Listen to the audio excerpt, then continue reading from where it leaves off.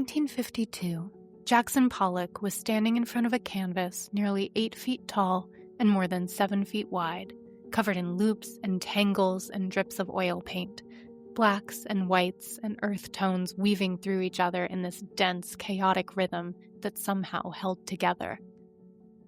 What Pollock had been trying to do for years was eliminate the distance between himself and the work, to be in the painting rather than standing outside it and looking at it, to make something true, something that couldn't be faked or calculated or controlled. And looking at this painting, which would become known as number 12, he'd gotten close. 6 years later, that canvas was hanging in the Kunsthal in Basel, Switzerland, the opening venue of an exhibition called the New American Painting, that would tour 8 European cities over the course of a year and be seen by hundreds of thousands of people. And Jackson Pollock had no idea. He'd died 2 years earlier in a car crash on a winding road near his home on Long Island. He never knew his painting had left the country, never knew it was being used to fight a war, never knew that the freedom he'd been trying to capture on canvas had been weaponized by people who believed they were defending freedom. This is a story of how a renegade group of American painters, many of them broke, many of them politically complicated, many of them profoundly suspicious of government authority, became unexpected soldiers in the cultural front of the Cold War. Because while Pollock was making number 12, the world outside his studio was shifting in ways he couldn't see, and in ways that would turn his desperate, personal work into something he never intended. Proof of American superiority, evidence of democratic freedom, a weapon in a conflict he wanted no part of. I'm Emma Laramie, and this is Verso.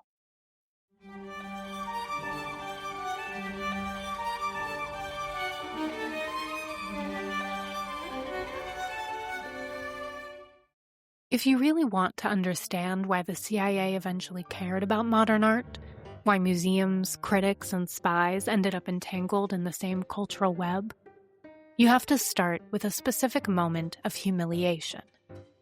It's May 1947. The State Department has just spent $49,000, real money in 1947, to purchase 79 paintings by American modern artists such as Georgia O'Keeffe, Ben Shahn, Jacob Lawrence, and Stuart Davis.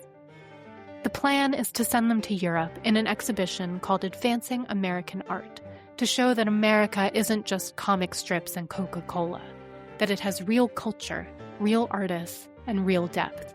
The exhibition opens in Prague in June, then Paris in October. And it works. European critics are genuinely impressed. In Prague, the Soviets are so worried about the exhibition's success that they immediately organize a counter-exhibition of socialist realist art. This is exactly the cultural competition the State Department wanted. But back in the United States, Congress is losing its mind.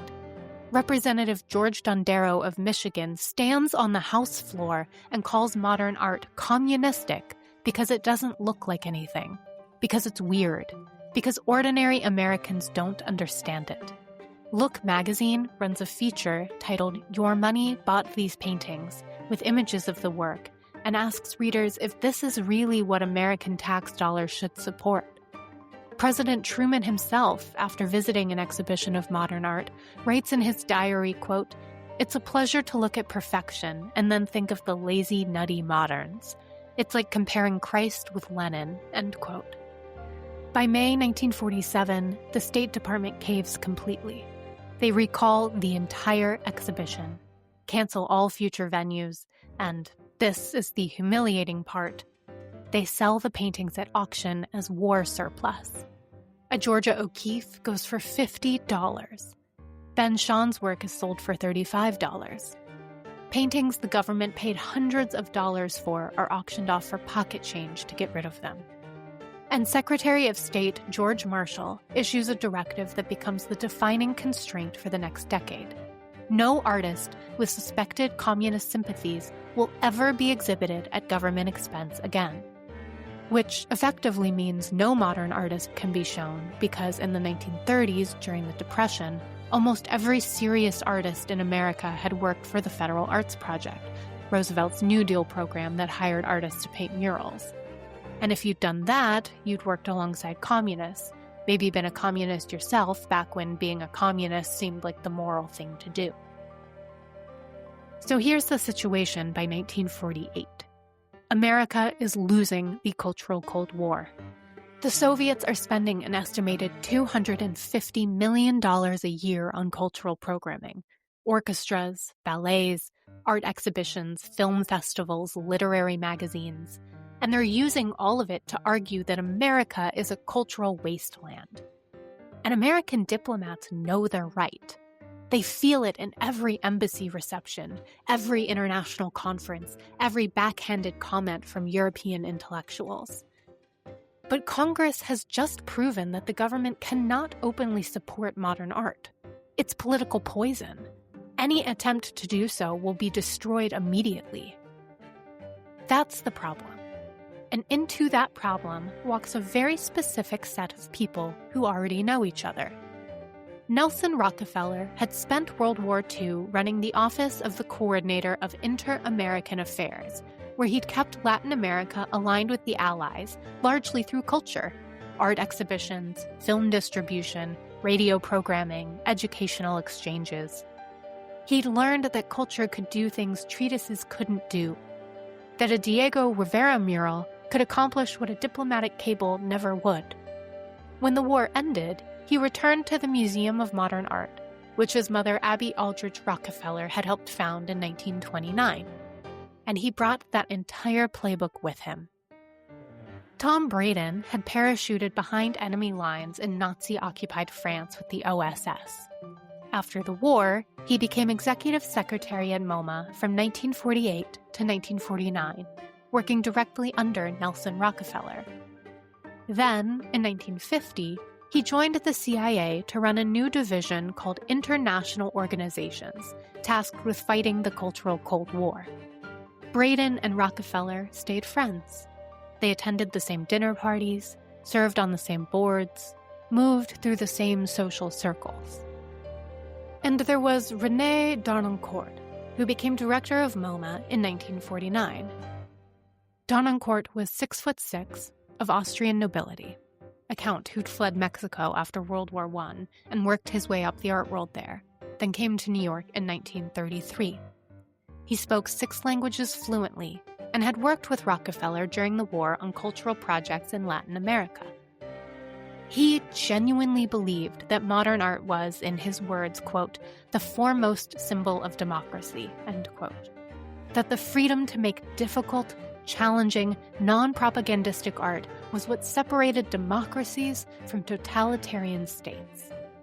These 3 men, Rockefeller, Braden, Darnoncourt, did not need to conspire. They already agreed. The museum wanted American art to matter globally. The CIA wanted American culture to beat Soviet culture. And they all knew that abstract expressionism, those enormous, chaotic, uncontrolled canvases being made in downtown Manhattan, looked like the perfect demonstration of freedom. The only question was how to make it happen without Congress finding out. While all of this was being figured out in boardrooms and diplomatic offices, the artists themselves were just trying to survive. In 1950, Jackson Pollock was living in a small house in Springs, Long Island that he and Lee Krasner had bought with a loan from Peggy Guggenheim. The house cost $5,000, and they could barely afford it. Pollock worked in a barn out back, and when he was working, when he wasn't drinking himself into oblivion, he'd lay enormous canvases on the floor and walk around them, dripping enamel paint from sticks, sometimes for hours at a time. He'd been in therapy with a Jungian analyst for years, trying to deal with depression and alcoholism that had plagued him since childhood. He'd grown up in Wyoming and California, the youngest of 5 brothers, with a father who abandoned the family. In the 1930s in New York, he'd worked for the Federal Arts Project and studied with the Mexican muralist David Alfaro Siqueiros, who was a communist. So Pollock had been around leftist politics, but by the late 1940s, he wasn't political. He'd joined the Federation of Modern Painters and Sculptors, a group that explicitly rejected political art in favor of what they called aesthetic values. When Time magazine ran a mocking article about him in 1949, calling him, quote, Jack the Dripper, and treating his work like a joke, he was devastated. He drank more. He could barely paint. It was Alfred Barr, then director at MoMA, who went to bat for him, writing a letter to Henry Luce, who owned Time, Life, and Fortune, arguing that abstract expressionism should be understood as, quote, artistic free enterprise, end quote, the visual equivalent of American capitalism. And then Barr made his crucial argument, quote, you know who attacks modern art as degenerate? Hitler did it. Stalin's doing it right now. Do you really want to be on that side? End quote. 6 months later, in August 1949, Life magazine, Luce's magazine, ran an enormous spread on Pollock with the headline, Jackson Pollock. Is he the greatest living painter in the United States? There were beautiful photographs by Arnold Newman. Pollock in his barn, cigarette dangling, paint splattering, looking like some combination of cowboy and mystic. That article changed everything. It made Pollock famous, put his work in middle-class living rooms across America. But it started with Alfred Barr, who was working with Darnancourt, who was working with Rockefeller, who knew Tom Braden. Mark Rothko was painting in a studio on the Bowery, working on the rectangular color-field paintings that would eventually make him famous. Rothko had been born Marcus Rothkowitz in what's now Latvia, emigrated to the United States as a child, and grown up in Portland, Oregon. In the 1930s, he'd been involved with radical politics. Not a Communist Party member, but sympathetic, part of that broader leftist milieu that most downtown artists inhabited. By 1950, though, he'd turned sharply away from politics, helped found that same Federation of Modern Painters and Sculptors specifically to purge communist influence from the New York art world. He was intensely serious about his work, almost mystical about it. He once said he wanted his paintings to make people cry, not because they were sad, but because they touched something wordless and ancient. He told an interviewer, quote, the people who weep before my pictures are having the same religious experience I had when I painted them, end quote. But Rothko was also constantly broke. In 1950, he was working as a part-time teacher at Brooklyn College for $3,000 a year. He sold almost nothing.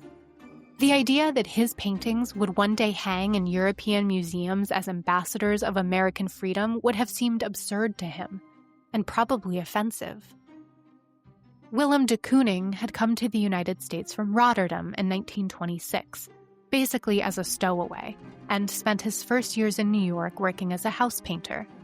By 1950, he was 46 years old and still hadn't had any major solo exhibitions. He lived in a studio on 4th Avenue that was freezing in the winter and sweltering in the summer, and he was working on a series of paintings of women, violent, distorted figures with enormous eyes and slashing brushstrokes that looked like they'd been attacked rather than painted. De Kooning was trained in classical draftsmanship. He could draw beautifully, but he'd chosen to tear that skill apart, to rebuild it into something harsher and more true to how the city felt. He wasn't trying to make American art. Years later, he'd say, quote, the idea of an isolated American painting, so popular in this country during the 30s, seems absurd to me, just as the idea of creating a purely American mathematics or physics would seem absurd, end quote. These artists weren't patriots. They weren't cultural ambassadors. They were people trying to make rent, trying to figure out what painting could be after Picasso, trying to survive their own psychological demons. Most of them had leftist politics or leftist pasts. Most of them distrusted institutions, distrusted power, distrusted the government. And none of them knew that the government was about to use their work anyway. In 1952, MoMA announced the creation of something called the International Program, led by Porter McCrae. McCrae was yet another veteran of Rockefeller's wartime intelligence operations. He'd worked in the Office of Inter-American Affairs during World War II, then took a year off from MoMA in 1951 to work in Paris for the Economic Cooperation Administration, which administered Marshall Plan aid and had its own cultural programming component aimed at countering Soviet influence. The international program was framed publicly as cultural exchange, sending American art abroad, bringing foreign art to the United States, and building bridges. The initial funding, MoMA announced, would come from the Rockefeller Brothers Fund, $625,000 over 5 years, which was real money from a real source. But between 1952 and 1956, the international program organized 33 international exhibitions. They shipped so much art overseas that in 1955, an internal MoMA report noted that they were, quote, deprived of most of their best American painting for 18 months, end quote, because everything was on tour. That's more than you can do with $625,000 spread out over 5 years. So where was the rest of the money coming from? In 1950, Tom Braden at the CIA had created what he later called a pretty simple device. He'd identify a wealthy American, someone respectable, someone who already cared about culture, and make them an offer. Quote, "We want to set up a foundation. We'll tell you what we're trying to do. You'll be the public face. Your name will be on the letterhead. And we'll fund it." End quote. The money would come from the CIA, but would be laundered through enough intermediary organizations, dummy corporations, shell foundations, foreign bank accounts, that nobody could trace it back. The foundation would look completely private, completely independent, completely above reproach. And then that foundation would give grants to organizations like MoMA. One of these was the Fairfield Foundation, established in 1952. Its president was Julius Fleischmann, the heir to the Fleischmann yeast fortune. Fleischmann was also a trustee of MoMA. Between 1952 and 1967, the Fairfield Foundation gave hundreds of thousands of dollars to cultural organizations, including substantial sums to support MoMA's international program exhibitions. Nobody questioned this at the time. Rich people funding art was what rich people did. The fact that Fleischmann was on both sides of the transaction, MoMA trustee and foundation president, just looked like how the philanthropic world worked. Board members sat on multiple boards. They supported the same causes. Nothing unusual. But every dollar that flowed through the Fairfield Foundation came from the CIA. There was also the Hoplitzel Foundation, connected to other MoMA trustees. The same pattern. Respectable, wealthy individuals on the board, grants flowing to cultural organizations, everything looking perfectly legitimate. And behind it all, CIA money. The genius of the system was that MoMA didn't need to know the money was coming from the CIA. The museum just knew that when they planned an expensive international exhibition, funding materialized through these private foundations. Everyone's hands stayed clean. The CIA never told curators what to show. MoMA did what MoMA wanted to do anyway. But the money, the thing that made it all possible, was coming from Langley. In 1954, MoMA did something unprecedented. They bought the United States Pavilion at the Venice Biennale. The Venice Biennale is the Olympics of the art world, the most prestigious international exhibition, and every country's pavilion is owned by that country's government. Except after 1954, the U.S. pavilion was owned by a private museum. The State Department couldn't do it. It was too risky. Congress would explode. But if MoMA bought it, if a private institution took responsibility, then America could have a presence at the world's most important art event without the government taking any political heat. From 1954 to 1962, MoMA controlled what represented the United States at Venice. They decided which artists to show, how to frame the work, what story to tell about American culture. One museum, controlled largely by one family, with secret government funding flowing through private foundations, making decisions about America's cultural image on the world stage. And the art they were showing, the art that dominated these exhibitions, was Abstract Expressionism.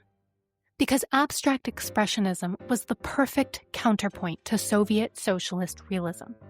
In the Soviet Union, artists were told exactly what to paint and how to paint it. Happy workers building dams, smiling farmers harvesting wheat, heroic soldiers defending the motherland. Everything clear, representational, state-approved. Art you could understand immediately. Art that told you what to think. Abstract Expressionism was the opposite of all of that. Pollock's strip paintings had no clear subject, no obvious message. Rothko's color fields were meditative, spiritual, and deeply personal. De Kooning's violent women? None of that was propaganda. None of it told you what to think. None of it served any obvious state interest. That was the message. Look at what freedom produces. Look at what happens when artists aren't controlled by the state. And the irony, the deep, painful irony, was that in order to send that message about freedom, the U.S. government had to secretly manipulate how the art was shown. By 1958, everything was ready for the big push. MoMA organized an exhibition called The New American Painting. 17 artists, 81 paintings, a year-long tour of 8 European cities: Basel, Milan, Madrid, Berlin, Amsterdam, Brussels, Paris, and London. The catalog was written by Alfred Barr, and he was extremely careful about how he framed it.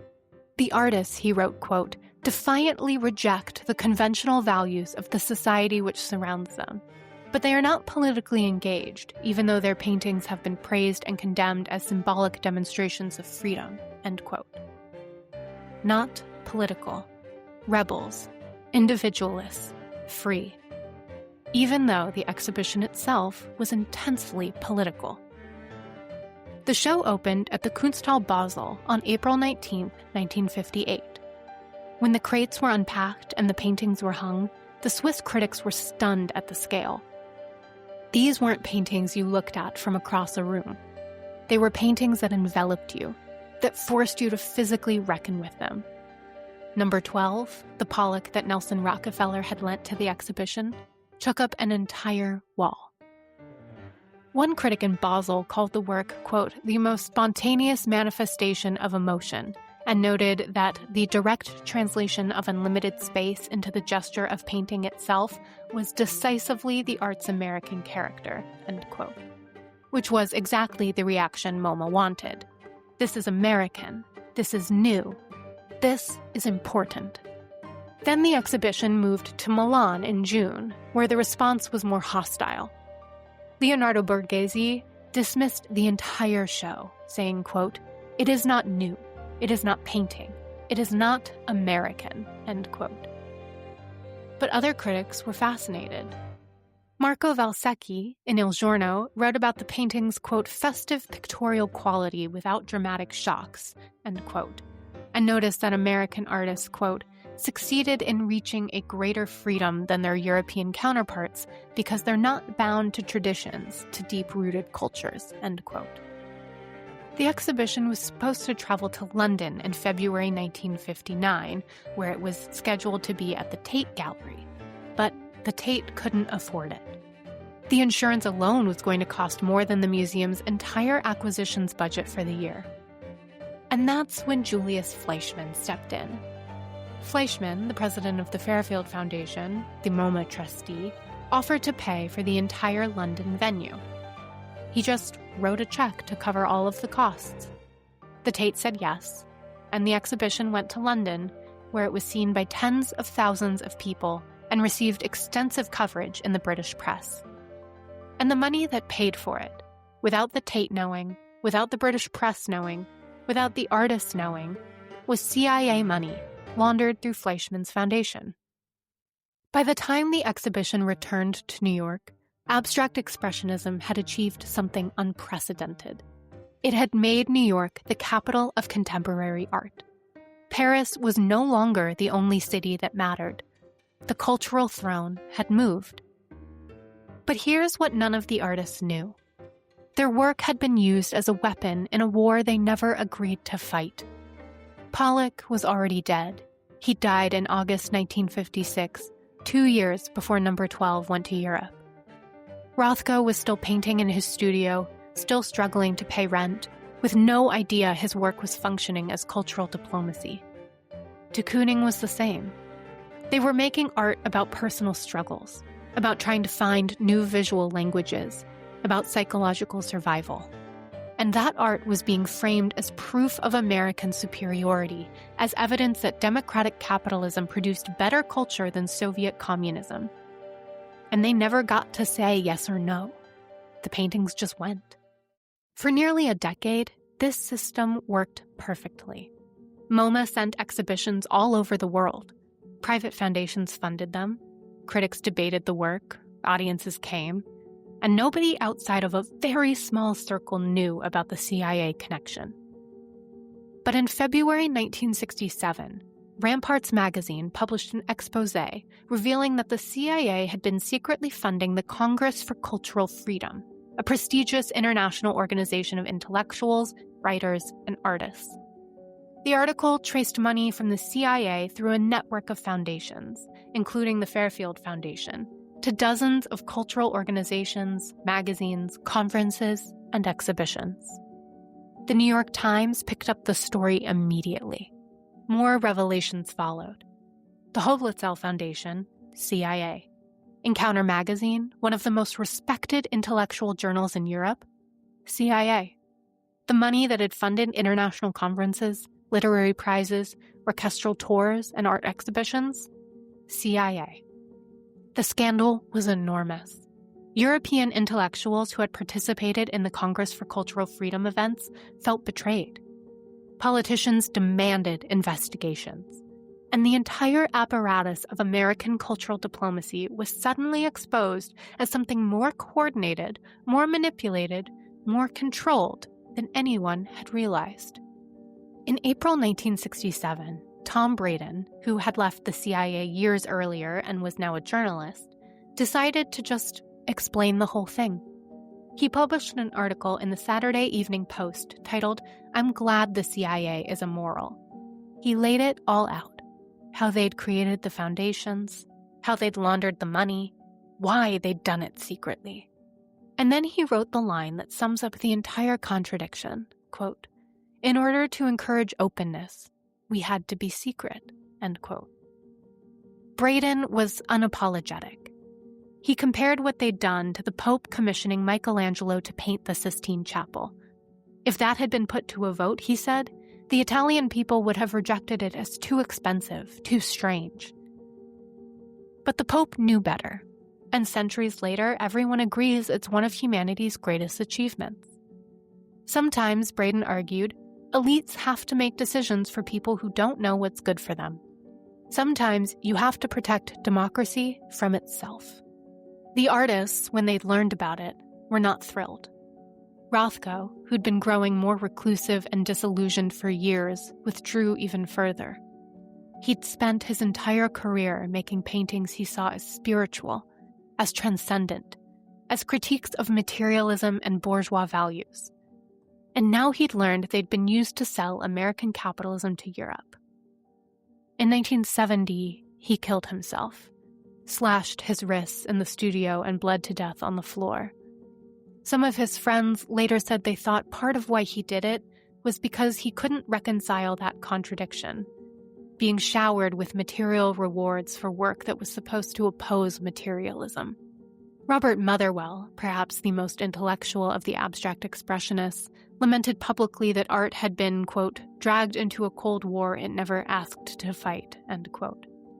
De Kooning, when asked about it years later, just shrugged and made a dark joke about how his studio struggles had been turned into patriotic symbols. And Lee Krasner, who understood the machinery of the art world better than almost anyone, recognized the deep irony immediately. The government had rejected modern art at home, censured it, mocked it, sold it off for pocket change when Congress objected. and then turned around and used the same art abroad the moment it became strategically useful. The artists weren't trusted at home, and they weren't consulted abroad. So here's the question at the heart of the story. Did the CIA make abstract expressionism what it is today, or was the movement destined for global importance regardless? Although I think it was destined for global importance regardless, the answer is a little complicated. Without MoMA's international program, without the private foundations, without the CIA's invisible support, abstract expressionism probably wouldn't have achieved such rapid and dominating international presence in the 1950s.